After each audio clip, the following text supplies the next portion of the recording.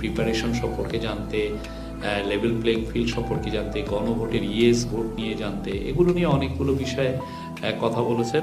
তো প্রথমেই উনি বলেছেন যে ইউ একটা বড় ইলেকশন অবজারভার টিম পাঠাচ্ছে, কারণ বাংলাদেশে জন্য এই আসন্ন ইলেকশনটা হবে হিস্টোরিক। তাদের মতে এটা খুবই একটা হিস্টোরিক ইলেকশন।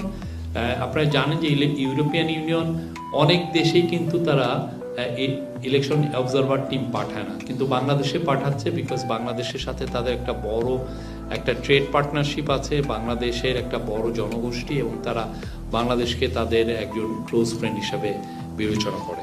আর পুরো শেখ হাসিনার আমলে প্রায় 16 বছরে একবারের জন্য ওরা কোনো ইলেকশন অবজারভার টিম পাঠায়নি। আইবার সিজাব বলেছেন যে উনি সর্বত্রই পজিটিভ ফিলিং, ইলেকশন নিয়ে পজিটিভ ফিলিং, এনথুসিয়াজম দেখছেন। কারণ হিসেবে উনি বলেছেন আগের 3টি পার্লামেন্টারি ইলেকশন ক্রেডিবল হয়নি।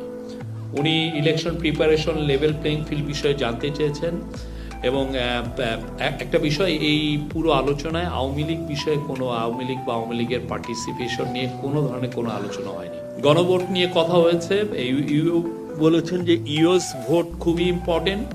ইউরোপিয়ান ইউনিয়নের যিনি অ্যাম্বাসেডর, উনি বলেছেন যে ইউএস ভোটটা খুবই ইম্পর্টেন্ট, কারণ এর মাধ্যমে খুবই ইম্পর্টেন্ট এবং প্রয়োজনীয় রিফর্ম এজেন্ডা